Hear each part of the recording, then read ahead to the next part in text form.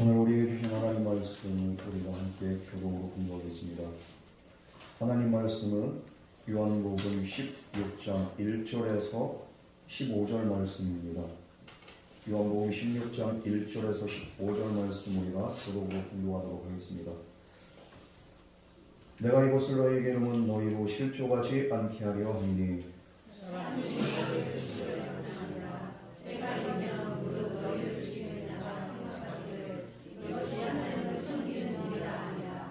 그들의 이런 일을 할 것은 아버지와 나를 알지 못함이라. 오직 너희에게 이 말을 한 것은 너희로 그때를 당하면 내가 너희에게 말할 것을 기억하게 하려며 처음부터 너희가 말하지 않은 것은 내가 너희와 함께 있었으나 지금 내가 나를 보내신 이에게로 갔는데 너희 중에서 나더러 어디로 가는지 묻는 자가 없고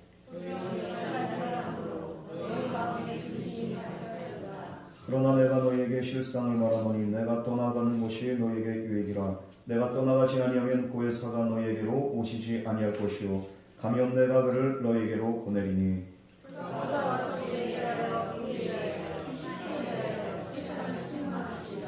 죄에 대하여라면 그들이 나를 믿지 아니하며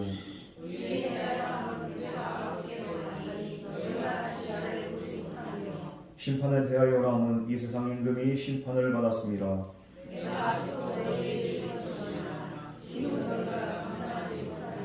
그러나 진리의 성령이 오시면 그가 너희를 모든 진리 가운데로 인도하시리니 그가 스스로 말하지 않고 오직 들은 것을 말하며 장래일을 너희에게 알리시리라.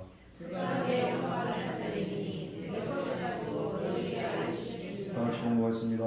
우리 아버지께 있는 것은 다 내 것이라. 그러므로 내가 말하기를 내가 너희에게 알리시리라 하였노라. 아멘. 이 시간 다 같이 기도하겠습니다. 사랑과 내 하나님 아버지, 한없고 부족하고 한없이 부족하고 연약한 우리가 오늘도 주님의 말씀의 자리로 나옵니다. 오늘도 주님의 은혜와 자비와 긍휼을 온전히 사모합니다. 또한 말씀 안에 깨닫기를 원합니다. 주여 오늘도 우리에게 말씀하여 주시옵소서. 우리가 들을 수 있는 영적인 귀가 열려지게 하시고 이 말씀 그대로 받아들여 우리가 순종할 때에 하나님의 은혜가 영적인 열매가 온전히 우리의 삶 가운데 드러나고 맺혀지게 하여 주시옵소서. 오늘도 이런 은혜를 받기로 원하오니 주여 이 시간 함께 하여 주시고 성령으로 임재하여 주시옵소서. 예배 시원진 계획 드리오며 예수님 이름으로 간절히 기도드렸습니다. 아멘. 오늘부터는 이렇게 요한복음 16장으로 넘어갑니다. 15장은 예수님께서 먼저 포도나무 비유를 통해서 말씀하셨습니다. 내 아버지는 농부고 나는 포도나무고 그냥 포도나무가 아니라 참 포도나무라고 합니다. 그리고 너희는 그 포도나무에 붙어있는 가지라고 합니다. 이 가지는 열매를 맺어야 됩니다. 열매 맺지 않으면 불에 아궁이에 던져져서 태워진답니다. 하나님께서 가지치기를 하신다는 거죠. 그렇기 때문에 우리는 가지치기를 당하지 않으려면 열매를 맺어야 되는데 이 열매가 무엇이냐? 하나님 말씀에 순종하고 말씀의 열매가 맺어져야 되는 겁니다. 근데 그 말씀의 열매 그 결과가 무엇이냐? 바로 우리가 성도가 서로 사랑하는 삶을 통해서 이 열매가 드러난다는 겁니다. 그래서 서로 사랑하라고 예수님께서 결론적으로 말씀을 하셨는데 그런데 이어서 사랑하고 또 전혀 이렇게 반대되는 이야기를 하십니다. 바로 너희를 이렇게 살면은 세상은 너희를 미워하고 너희를 핍박할 것이다. 그럼 그렇게 살라는 거예요, 말라는 거예요. 그런데 그렇게 살아야 되냐? 우리가 정말로 신앙생활 잘한다고 그러게 우리가 느껴질 때가 언제입니까? 사람들한테 손가락질 당하고 그렇게 사람들이 너 왜 이렇게 유별나네? 그러면서 이렇게 주변 사람들로부터 이렇게 박해를 받을 때 오히려 신앙생활 잘하는 거예요. 왜냐하면 나는 지금 말씀대로 살다 보니까 하나님의 말씀대로 살아가는 사람과 세상의 가치관으로 살아가는 사람들은 분명히 충돌이 있습니다. 다르기 때문이죠. 불편합니다. 그 사람들이 불편함을 느낀다면 우리로 인해서 어둠이 이렇게 드러나기 때문인 거예요. 우리의 말씀의 비단에 또한 성령의 감동 안에서 그들의 어두움이 드러나고 극명하게 대조가 될 때 사람들은 불편해합니다. 여러분 그러므로 신앙생활하면서 나에게 어려움이 있고 내가 정말 더 열심히 믿는데 나에게 그 박해가 있고 또 어려운 일이 생긴다면 그건 내가 말씀 안에 있다는 증거가 됩니다. 두려워할 것 없습니다. 그러면서 오늘 말씀에서 예수님이 이어서 계속 말합니다. 무엇을 말씀합니까? 너희들이 박해가 본격적으로 심화될 거다. 앞으로 그렇게 되면. 그러나 걱정하지 마라. 이것은 이미 예견된 말이고 그리고 너희들이 이 일들을 잘 그렇게 감당할 수 있도록 내가 너희를 떠난 다음에 누구를 보낼 것이냐? 바로 보혜사 성령, 또 다른 보혜사를 너희에게 보낼 것이다. 너희들을 혼자 내버려 두지 않는다. 그러니까 내가 너희를 떠나는 것이 이것이 오히려 너희에게 더 좋은 일이다. 오늘 예수님께서는 전체적으로 이런 말씀을 하면서 그들을 위로하는 것을 보여줍니다. 우리가 하나님 말씀 안에 이렇게 살아갈 때 정말로 분명한 건 뭡니까? 예수님이 말씀한 게 뭡니까? 너희들이 핍박이 없고 환난이 없고 고난이 없고 너희들이 어려움이 없다. 이걸 말씀한 게 아니라 너희들이 말씀 안에 거하고 내 믿음 안에 이렇게 거할 때 너희들에게 분명히 필연적으로 어려움들이 있을 것이다. 그러나 걱정하지 마. 왜냐하면 또 다른 보혜사를 너희에게 보낼 것이기 때문에 그 보혜사 성령이 너희와 함께할 때 너희들이 모든 것을 다 감당하고 결국에는 이기고 승리하게 될 줄 너희들은 믿어야 된다. 예수님이 이렇게 말씀하셨습니다. 오늘도 예수님의 그 말씀대로 오늘 우리가 성령 시대를 살아가고 있습니다. 성령이 우리 안에 오셨어요. 성령의 그 역사하심과 인도하심이 아니라면은 우리는 하나님을 알 수도 없고 예수님을 나의 구주로 우리가 인정할 수가 없습니다. 그러나 성령이 우리 안에 오셨고 그 성령이 우리 안에 내주하심으로 하나님 말씀이 너무 믿어지는 거예요. 사람들은 안 믿지만 나는 믿습니다. 왜? 또 다른 보혜사 성령이 믿을 수 있도록 내 안에서 계속적으로 증거하시고 말씀하시고 깨닫게 하셔서 우리를 계속적으로 지속적으로 믿음의 길로 인도하신 줄 믿으시기 바랍니다. 그러면 우리는 걱정할 필요 없어요. 성령 하나님 이미 주님이 말씀하신 대로 우리의 삶 가운데 함께 하시고 이 자리에 함께 하시고 또한 우리의 삶의 모든 영역 가운데 성령님이 우리를 전적으로 이끄시는 줄 믿으시기 바랍니다. 그렇기 때문에 우리는 걱정 없어요. 우리 먼저 1절 말씀 다 같이 공부하도록 하겠습니다. 시작.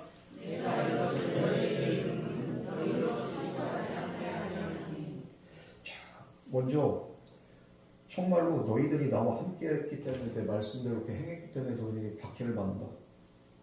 그런데 내가 이것을 너희에게 이루면 너희로 실족하지 않게 하려 합니다. 예수님이 이렇게 말씀합니다. 실족하다는 말은 진짜 이렇게 낙심하고 실망한다 이런 말도 있지만 원어에서 보면 뭡니까? 실족하다는 말이 배반하다, 저버리다 이런 말이 있어요. 믿음에서부터 실족한 성도들이 배반하고 배교하고 그들이 믿음을 떠납니다. 너희들이 떠나지 않게 하기 위해서 너희들이 배반하지 않게 하기 위해서 미리 너희에게 이것을 이야기를 한다는 거예요.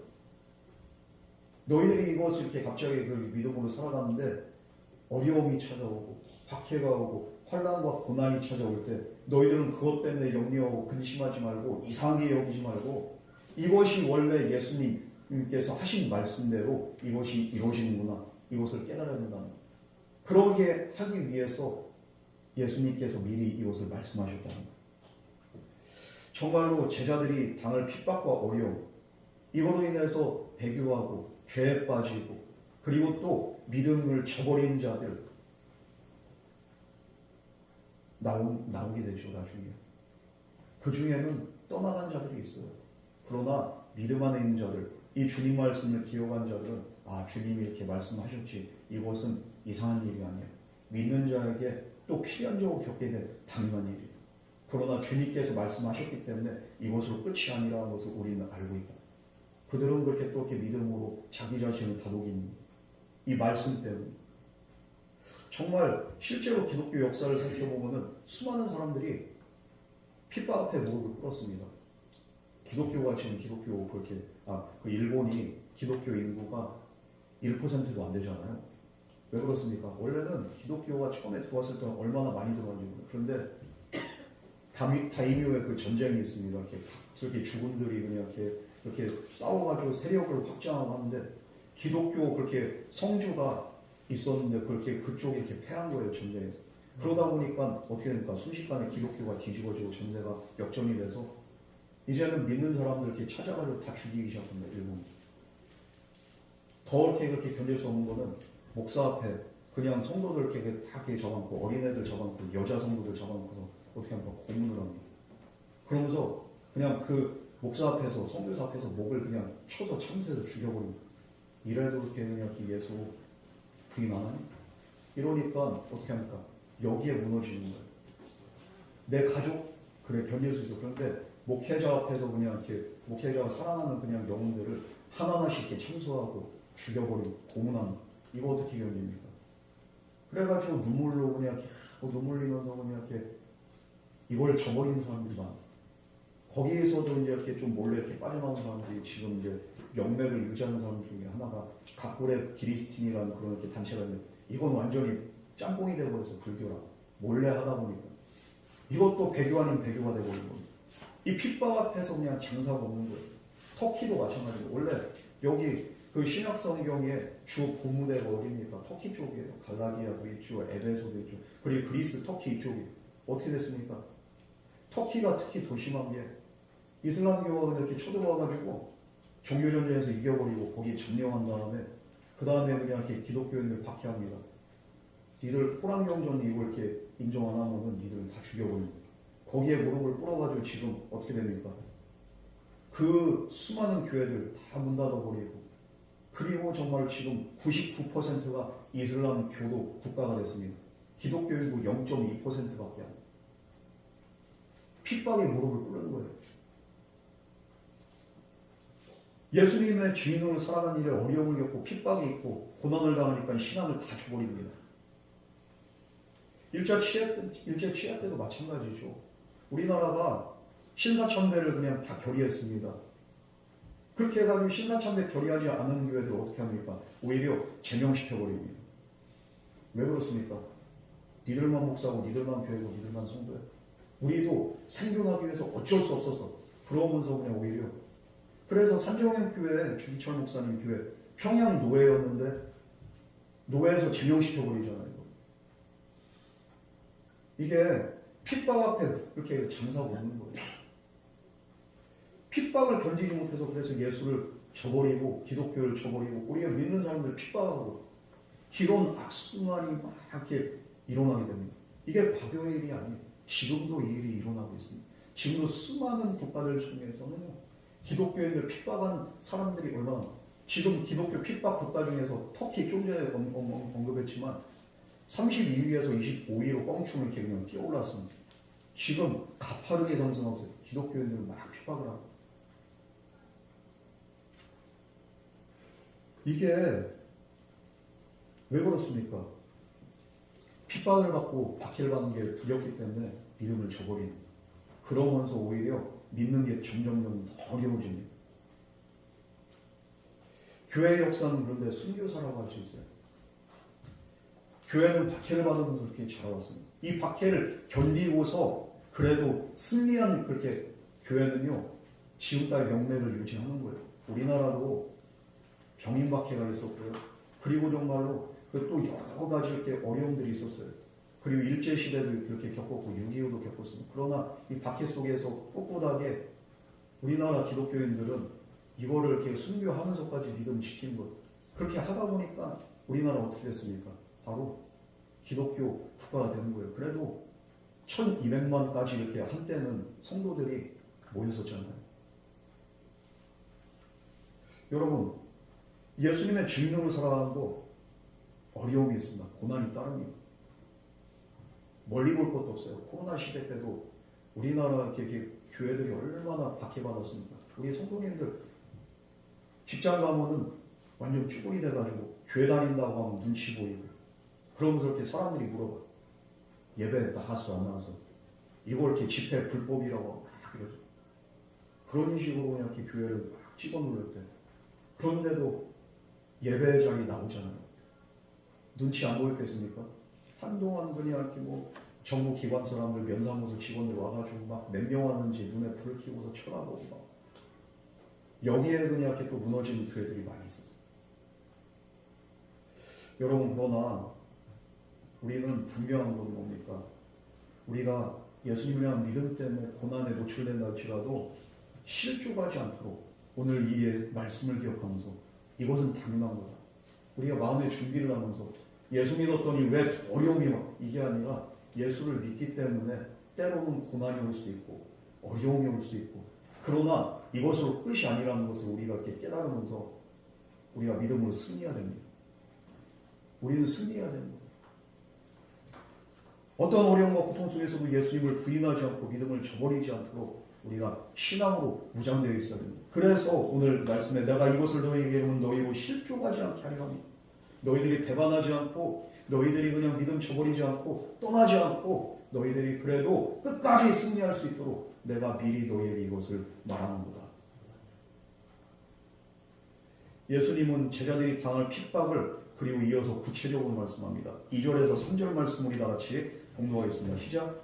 사람들이 너희를 죽일 뿐 아니라 때가 이르면 모든 너희를 죽이는 자가 생각하기를 이것이 하나님을 섬기는 일이라 하더라. 그들이 이런 일을 할 것은 아버지와 나를 알지 못하느라. 먼저 첫 번째로 너희들이 출교당할 거다. 민족의식이 강한 유대인들이요. 그 회당에서 쫓겨난다는 거 이건 견딜 수 없는 그런 게 수치입니다. 이 출교당한 유대인들은 사회생활이 안 돼요.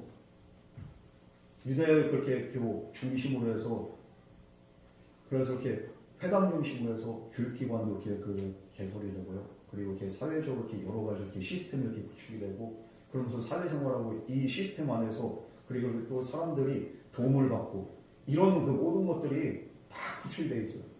그런데 출교당하면 어떡합니까? 이 국가적인 시스템으로부터 제외가 됩니다. 교육받을 기회가 이렇게 박탈이 됩니다. 회당 중심으로 해서 이렇게 교육을 막 하는 거예요. 애들. 그런데 교육길 막히죠. 사회생활 길이 막히죠. 출세길을 막히죠. 그리고 또 이렇게 직업을 이렇게 가질 수가 없어. 어디에서도 출교당하는 사람 안 써줍니다. 그런데 예수님이 그럽니다. 사람들이 너를 출교할 거다. 이것은 종교적으로도 사회적으로도 사형선고나 마찬가지예요. 얼마나 가혹한 형벌인지 몰라요. 그런데 예수님은 이것 또한 너희들이 감수해야 될 일 중에 하나라는 거예요. 실제로 오늘날도 마찬가지죠. 예수 믿는다는 믿음 그렇게 그 이유 때문에 가정에서 그냥 이렇게 자녀 취급 못 받거나 가족 취급 못 받거나 너 같은 자식 필요 없어요. 특히나 유교 사상이 강한 조상신 성기는 거의 다 종갓집 집안들 어떻습니까? 거기에서 예수 믿는다고 해봐봐. 어떻게 됩니까? 아니 그냥 이렇게 호적에서 파버린다고 하고 그냥 이렇게 자식 인정하는 그런 일들이 있는 거예요. 너는 유산 없어. 너는 유립은 없어. 너는 그냥 이렇게 나가. 가족 안에서도 왕따돼요. 예전에 저희 아버지가 이렇게 목회할 때도 진짜 신실하신 집사님이 이렇게 계셨는데 그분이 종갓집 장남이었어요. 그런데 예수를 너무 잘 믿고 하나님은 이렇게 복을 주셨죠. 그런데 명절 갈 때마다 그냥 아버지가 그러고 형제들 동생들이 그냥 형을 멱살을 잡고 싸대기를 때리고 야 이 새끼 저 새끼 하면서 본인만 그런 게 아니라 본인 자식들도 그냥 이렇게 그냥 천덕꾸러기 취급받고요. 본인 와이프도 동서들한테 멱살 잡히고 이런 일이 있는 거예요. 예수 믿는다는 이유만 예수님에 대한 신앙 때문에 사랑하는 이들로부터 버림받고 무시당하는 거 이게 얼마나 큰 아픔입니까? 그런데 그런 것들을 당한다는 거죠. 이처럼 출교는 단순히 우리가 생각 더 이상 회당 안 나가고 여기서 그냥 이렇게 제명되고 그걸로 끝나는 게 아니에요. 인생과 삶이 그냥 직결이 되는 거예요. 실질적으로 여기에서 또 끝나지 않죠. 때가 이르면은 물은 너희를 죽인 자가 나온다는 거예요. 너희가 출교를 당한 걸로 끝난 게 아니라 너희를 죽인 자가 있을 거예요. 이슬람 국가에서 기독교인들 마찬가지예요. 지금. 사회적으로 멸시받고 천대받고 이 사람들은 정상적인 생활을 할 수가 없어요. 나라로부터 보호를 받을 수가 없습니다. 그럼에도 불구하고 이런 것들을 감수하면서 교회를 다니는 거예요. 사람들은. 죽을까고 하고. 그런데 또 죽는 사람이 나옵니다. 예수님이 이걸 말씀하셨어요.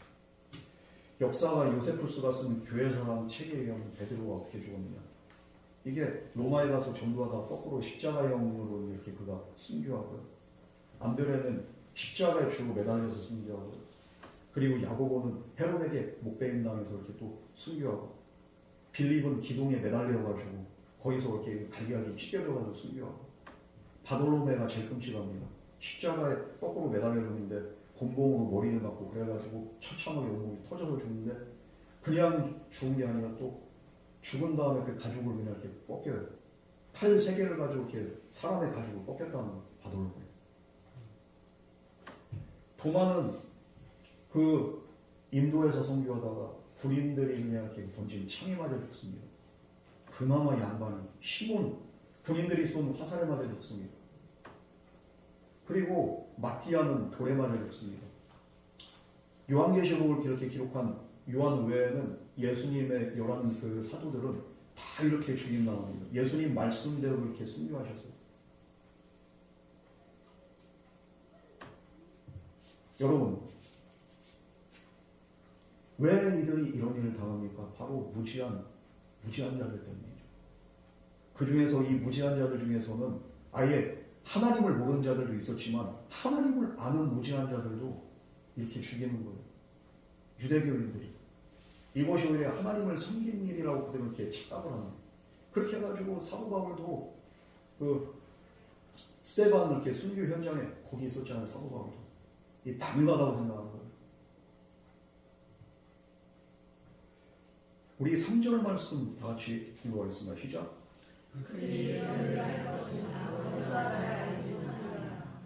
그런데 그들이 이런 일을 하는 것은 이유가 왜 그렇습니까? 아버지와 나를 알지 못합니다. 참 하나님은 한 분이라고 믿어온 그렇게 유대교인들이요. 예수님도 하나님이란 그 사실을, 그리고 또 예수님이 하나님의 아들이라는 사실을 절대로 인정할 수가 없고 받아들일 수가 없는 거예요. 그러니까 하나님을 알지 못하니까 이들이 그 아들 예수도 알지 못하는 거예요. 하나님이 유일신입니다. 그러나 하나님의 계시가 그리고 그 예언서를 통해서 구약에 이미 예수 그리스도에 대해서 예언을 했습니다. 근데 하나님 모르니까 하나님 말씀을 그냥 문자적으로만 받아들이고 모르는 거 깨닫지 못하는 거예요. 그러니까 예수도 알 수 없고 하나님도 알지 못한 자들이, 이렇게 무지몽매한 자들이 이런 일을 벌이는 거예요. 그러면서 예수님을 심성모독 불경죄를 뒤집어 씌워가지고 예수님을 먼저 죽여버리고, 그렇게 하면서 이 사람들은 하나님을 섬긴 일이라고 자기 자신들을 그냥 이렇게 정당합니다. 예수님 죽인 거로 끝납니까? 예수님을 믿는 자들 다 죽여버리는 거예요. 왜 그러면은 예수님은 제자들에게 이들이 이렇게 핍박당할 것을 구체적으로 말씀해 주십니까? 4절에 그 답이 있습니다. 4절 말씀 우리 다 같이 공동하겠습니다. 시작.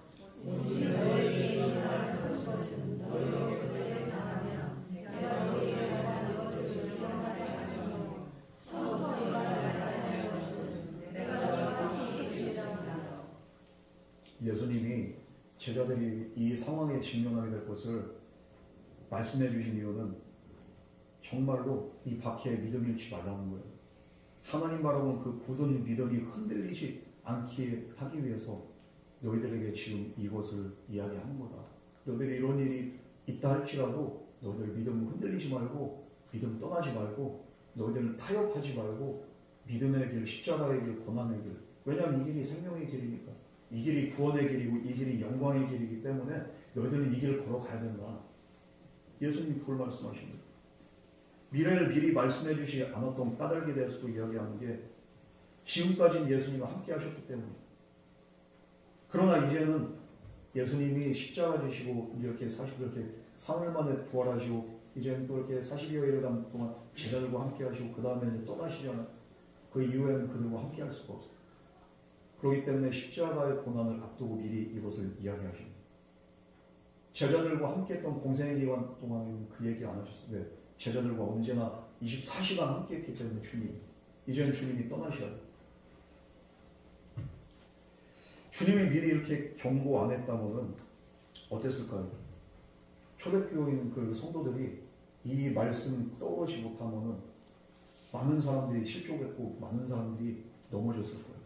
그러나 그 사람들이 그냥 이렇게 박해 속에서도 그럼에도 불구하고 예수 그리스도를 인정하고 따라갈 수 있었던 거예요. 주님이 미리 말씀하신 이 말씀이 너희들에게 이런 환난이 있을 거야. 그러나 너희들 믿음 떠나지 마. 모든 것이 하루하루가 고통스럽지만 그러나 주님 말씀 안에 분명한 건 하나님의 뜻이 있고 섭리가 있다는 것을 그들이 알기 때문에, 그리고 믿음으로 살아갈 때 이것은 자연스러운 과정이다. 이 주님 말씀을 기억하면서 그들이 그걸 깨닫습니다. 그리고 제자들은 주님이 부활 승천하고 떠나신 후에 이 주님의 말씀을 기억하고서 그래, 우리 예수님이, 우리 주님이 말씀하셨지. 주님 말씀 생각하면서 많은 위로를 받습니다. 물론 지금 제자들은 갑자기 떠난다는 주님 말씀에 그냥 그들이 걱정이 되고 너희 인생에 큰 어려움이 있으리라는 말을 듣고 지금은 근심이 된다. 그러나 나중에 그들이 성령 충만하고 성령이 정말 그들에게 임하고 난 다음에 이 주님 말씀을 기억하면서 그들이 이제는 믿음으로 승리한다. 물론 제자들이 당했던 그렇게 시련 오늘 우리에게는 없다고 할 수 있어요. 그러나 우리도 말씀 따라 살다 보면 여러 가지 갈등에 직면합니다. 어려움이 있습니다. 어떤 때는 이렇게 미쳤다는 소리도 듣고요. 유난 떤다는 소리 듣고요. 제정신이라는 소리 듣고. 이 하나님을 모르는 세상 속에서 하나님을 아는 사람으로 믿음으로 산다는 그 자체가 얼마나 힘든지 몰라요. 그만큼 어려운 일이 바로 믿음으로 사는 거예요. 여러 모양으로 우리의 그 환난과 어려움과 고통의 형태는 다르지만 정말로 우리가 믿음의 길을 걷다가 만난 여러 가지 어려움들, 내가 예상치 못한 어려움들이 있습니다. 이런 것들이 우리를 때로는 어렵게 하고 힘들게 합니다. 그러나 바라기는 오늘 이 주님 말씀 기억하면서 이것이 당연하고 이것은 필연적이라는 것. 그러나 이것이 다가 아닙니다. 이 주님 말씀 기억하면서 좌절하지 말고 끝까지 믿음으로 승리할 수 있는 저와 여러분 되기를 주님으로 축원합니다. 우리 5절에서 6절 말씀 다 같이 공부하겠습니다. 시작. 지금 내가 나를 근신히 하는데 너희 중에서 나더러 어려운지 있는 자가 없고 이루어 하나님으로 너희 마음에 근신이 가득하였도다. 주님 어디로 가십니까? 이렇게 묻는 자가 없어. 그런데 예수님이 직접적으로 말씀하십니다. 지금 내가 나를 보내신 이에게로 간대. 니들은 묻지 않는데 내가 말합니다. 나는 나를 보내신 이에게로 가는 거다. 사람이 어디로 와서 어디로 가는지 이거에 대해서 목적이 분명한 사람 예수님밖에 없으셨어요. 뭐죠? 이 하나님께로 돌아가면서 하나님께 도달할 수 있는 유일한 이 예수님이 이제는 내가 그 길로 가겠다는 거야. 하나님께로 가겠다는 거야. 그러면서 말씀하는 게 뭡니까? 예수님은 도리어 내가 이 말 하였으므로 너희 마음에 근심이 가득하였도다. 그런데 이 말을 이렇게 하시는 이유가 너희들 근심할 필요가 없다는 거야. 내가 떠난다고 하니까 너희들 근심하는데 야 근심하지 마. 걱정하지 마. 왜 그렇습니까? 주님께서 가셔야 성령으로 다시 오시기 때문이죠. 7절 말씀 우리 다 같이 공부하겠습니다. 시작. 그러나 내가 너희에게 실상을 말하노니 내가 떠난 것이 너희에게 유익이라. 내가 떠나지 아니하면 보혜사가 너희에게 오시지 않을 것이요 가면 내가 그를 너희에게 보내리니. 내가 떠나는 것 때문에 너희들 근심하는데 걱정하지 마. 오히려 내가 떠나는 것, 이 떠난다는 게 보니까 주님께서 죽으시는 것이 그래서 이렇게 그냥 이렇게 그들을 떠나는 것이 부활해서 이렇게 떠나는 것이 오히려 이들에게 유익이 되는 또 다른 보혜사라고 언급되는 성령 하나님께서 오신다는 것. 파라클레토스이신 이렇게 보혜사, 파라클레토스. 푸뉴마와 파라클레토스가 있는데 이거는 거룩한 영의 푸뉴마고 파라클레토스 오늘 여기서 말해서 이거는 또 다른 보혜사, 돕는 자고 위로자고 그리고 또 모든 것을 깨닫게 하는 진리의 영이라. 아무리 예수님께서 무리를 거두시고 파도를 잠잠하게 하시고 병자를 고치시고 귀신 들린 자를 그냥 그렇게 귀신 쫓아내시고 여러 가지 기적을 행하셨다 할지라도 참 하나님이시자 참 사람이셨던 예수님의 그 육신으로는 모두와 함께하기엔 이게 제약이었습니다. 임마누엘 하나님께서 우리와 함께 하시겠다는 약속을 지키기 위해서 또 다른 보혜사를 그래서 보내야 되는데 그것은 예수님이 떠나실 때 보혜사로 오신다는 거예요. 이제는 우리와 함께하는 그 방식을 바꾸시는 거예요. 예수님께서. 육신으로 함께 하신 게 아니라 하나님의 영으로 우리와 영원히 함께 하시겠다고 예수님께서 선언하시는 거죠. 비록 육신으로는 함께하지 않지만 믿는 모든 이들과 함께하실 수 있는 그 방법이 바로 성령으로 오십니다. 그렇게 해서 지속적으로 우리와 함께하고 우리 안에 거하시면서 말씀의 열매, 삶의 열매, 그리고 생명의 열매를 맺을 수 있도록 인도하겠다고 주님께서 말씀하십니다. 그러므로 또 다른 모회사가 너에게로 오시지 아니하는 내가 떠나지 않으면 가면은 내가 그를 너에게로 보내리니 내가 너희를 떠나는 게 너희를 버리는 것이 아니고 너희와 함께하지 않는 게 아니라 또 다른 방법으로 너희와 영원토록 함께하게 하기 위해서 내가 너희를 떠나는 것. 그러므로 주님께서 떠나시는 것은 무엇입니까? 이 세상에 실패했기 때문이 아닙니다. 주님의 사역이 실패했기 때문이 아닙니다. 승리했기 때문에 주님은 떠나시고 성령이 임하신 줄 믿으시기 바랍니다. 하나님의 나라를 더욱더 확장시키기 위해서 또 다른 보혜사로 주님께서 임하십니다. 진리의 영이시고 그리스도의 영이신 성령께서 오셔서 정말 십자가의 구원의 의미가 무엇인지 생각나게 하시고 우리가 이제는 믿음의 열매, 삶의 열매, 생명의 열매를 맺게 하기 위해서 내가 너희를 떠난다. 걱정하지 마라. 내가 떠나지만 나는 너희에게 성령을 너희에게 보내주리라.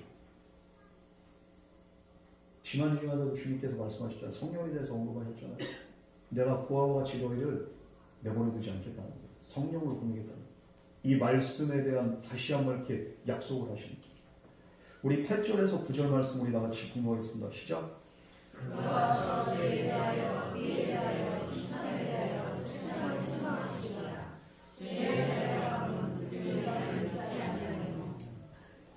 이 오신 성령님은 어떤 분이시냐? 죄에 대해서, 의에 대해서, 심판에 대해서 세상을 책망하신다. 우리 예수님이 이렇게 말씀하십니다.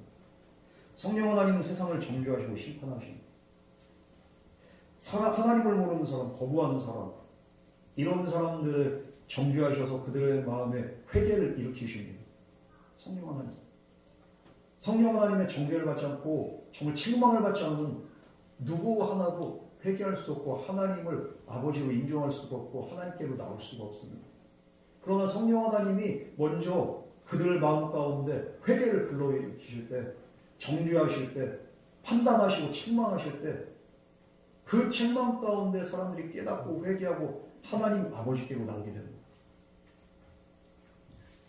하나님을 모르는 사람은 자기가 죄인인지 몰라. 그렇기 때문에 모든 사람들은 죄인이라고 단언하는 하나님 말씀에 막 강감을 갖습니다. 오히려 자신은 어떤 사람, 나는 법 없이 살 사람이에요. 그런 사람이 어디 있어? 그런데 자기가 이렇게 뭐 옳고 의롭고 자기가 그냥 이렇게 제일 잘난 줄 아는 사람 아니에요. 그랬던 사람들이 성령 하나님의 내주하심을 경험하고 말씀 안에서 이렇게 그냥 이렇게 진짜 양심의 가책을 그렇게 얻고 난 다음에 어떻게 됩니까? 나는 하나님의 구원이 필요한 자. 나는 죄인이고 나는 정말로 하나님의 은혜가 아니면 지옥 갈 수밖에 없는 그런 죄인임을 깨달을 수밖에 없어요. 감히 구원받을 수 없었던 자신이 그리고 또한 그 은혜로 말미암아 구원받은 것에 대해서 감사하게 됩니다. 그래서 죄에 대해서 판단하고 정죄하시고 그런데 이 정죄와 판단 가운데서 돌이키지 않는 자는 또 심판하십니다. 정말 바울도 예수님을 믿고 난 다음에 뭐라고 말합니까? 나는 죄인 중에 괴수라고. 이렇게 성령 하나님은 죄를 드러내고 회개를 촉구하시고요. 하나님과 새로운 관계를 맺을 수 있도록 저와 여러분들을 그 자리로 인도하시는 거예요. 성령은 죄를 깨닫게 하고 열매를 맺게 하고 또한 믿게 하는 줄 믿으시기 바랍니다. 믿지 않는 자가 믿게 되는 거예요. 자, 우리 그러면은 10절에서 11절 말씀 우리 다 같이 공부하겠습니다. 시작.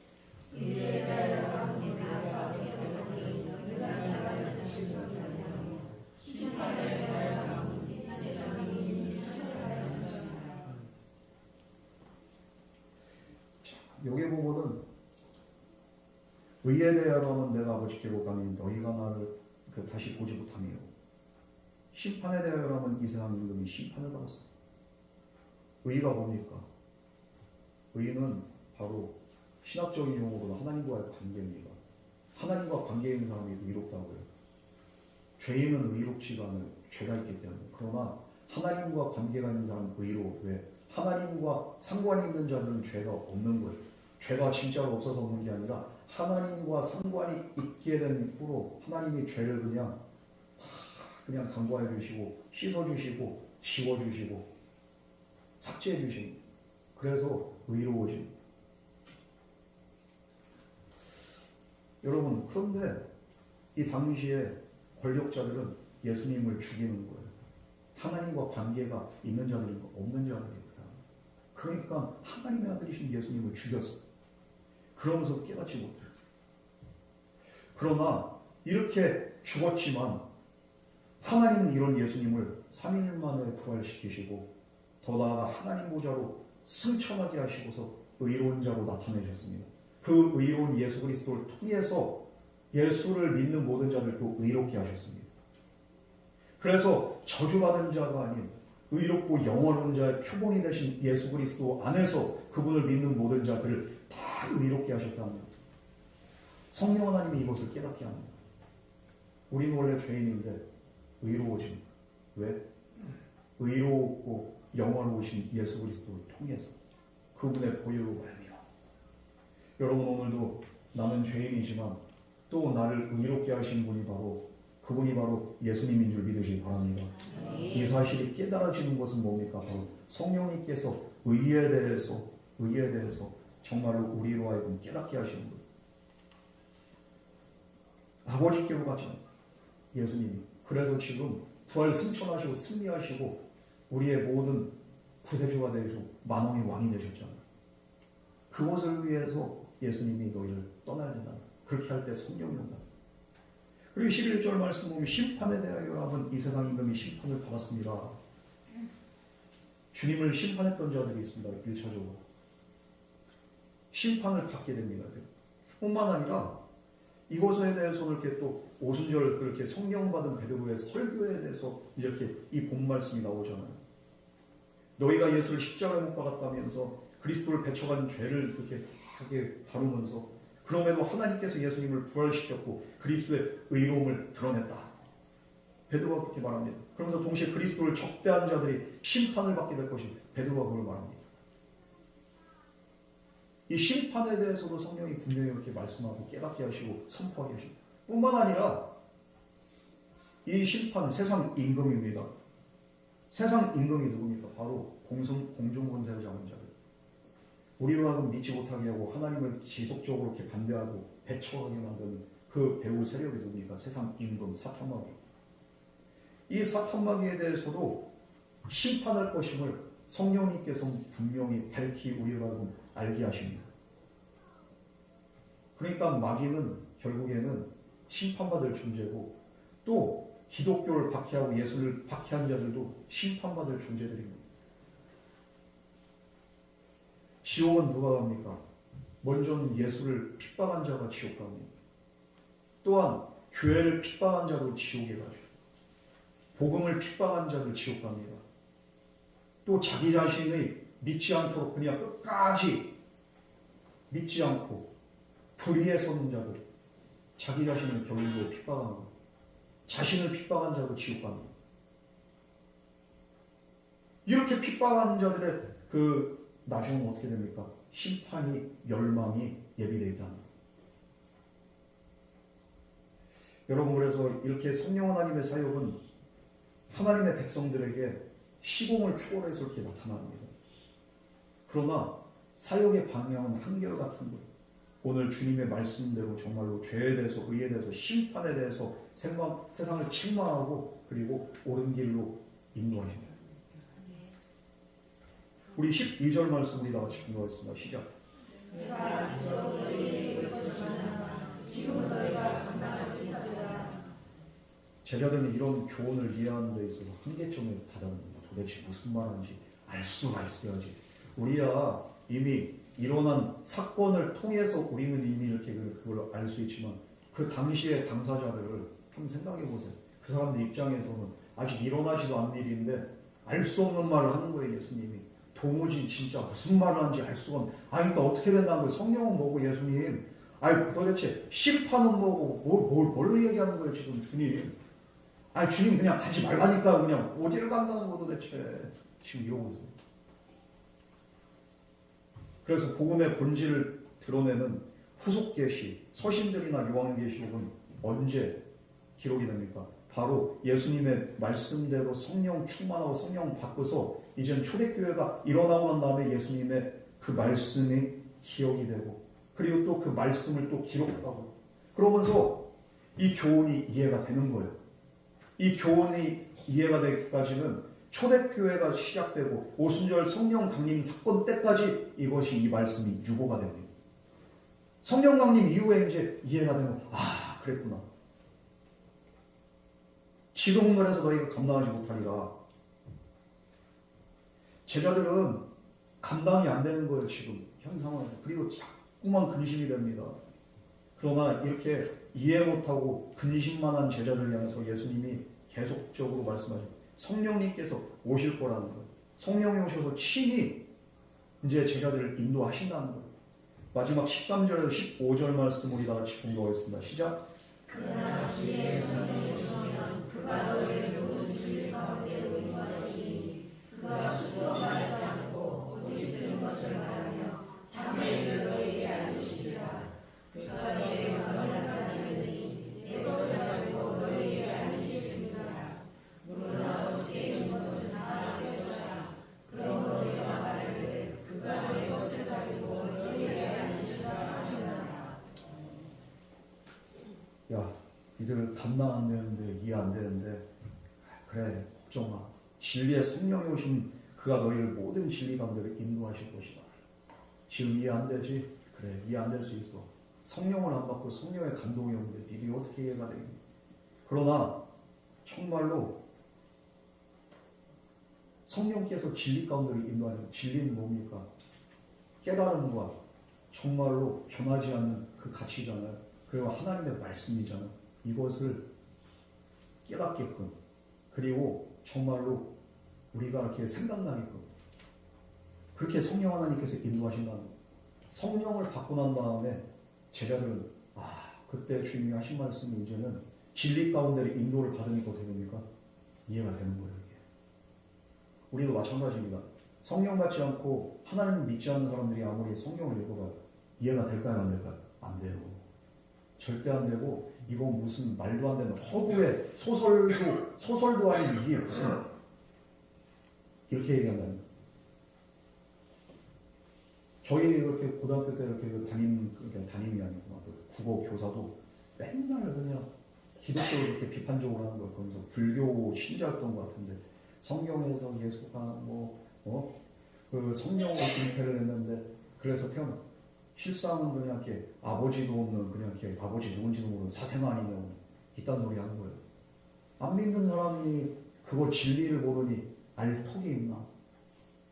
그러나 성령이 우리 안에서 이 진리에 대해서 증언할 때 우리가 이성으로 받아들이는 게 아니라 가슴으로 받아들여요.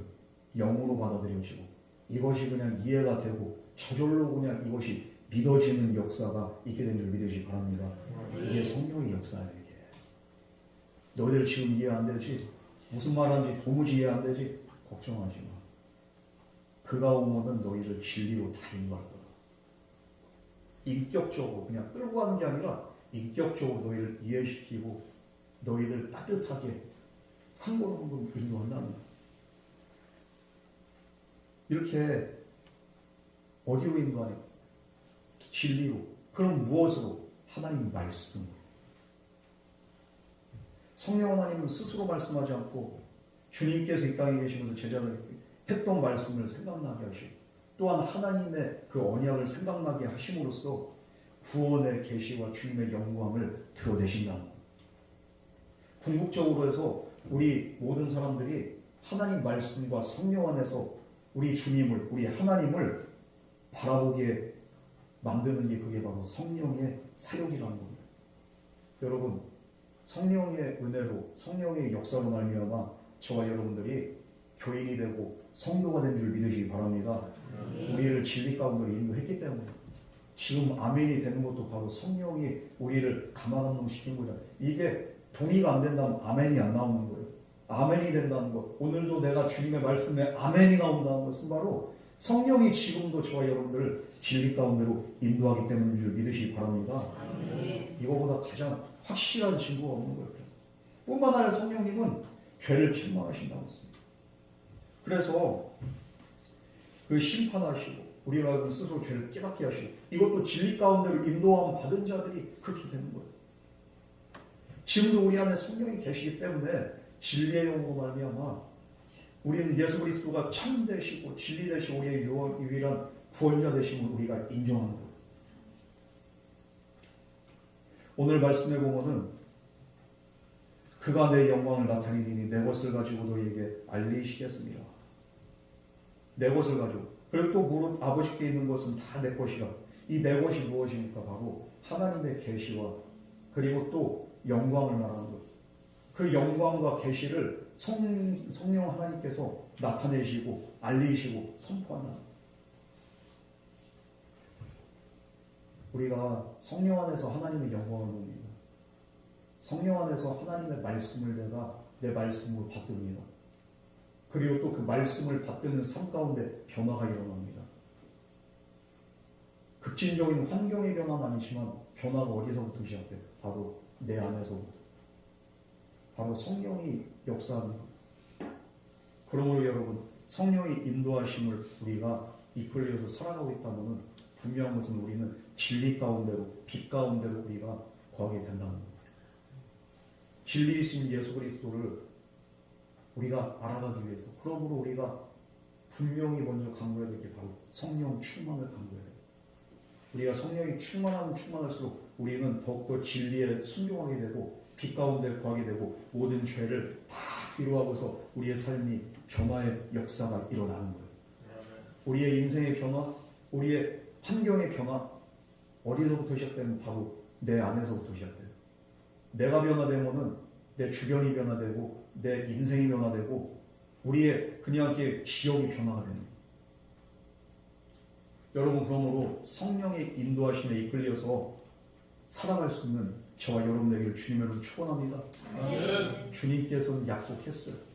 내가 떠나는 곳이 너에게 더 좋다. 네, 성령이 너에게 임하기 때문에.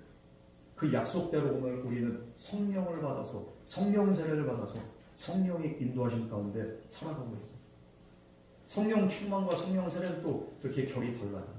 성령 충만은 오늘 우리 예수님께서 하신 말씀대로 진리 가운데로 빛 가운데로 거하게 되는 그런 놀라운 삶을 살아가는 게 그게 바로 성령 충만이에요. 성령 세례는 뭡니까? 성령의 나타나심 가운데서 우리가 방언도 하고 그리고 우리가 입신도 들어가고 환상도 보고 예언도 하고 이게 바로 성령 세례.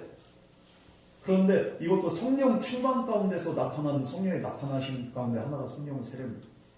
성령 세례는 우리가 각자 다를 수 있어요. 그러나 동일한 것은 바로 우리가 진리 가운데로 걸어갈 수 있는 성령 충만은 바로 우리가 주님 말씀 기억하고 주님 말씀 순종하고 그리고 정말로 믿음으로 살아갈 때 우리에겐 반드시 성령 충만을 주님께서 약속하신 줄 믿으시기 바랍니다.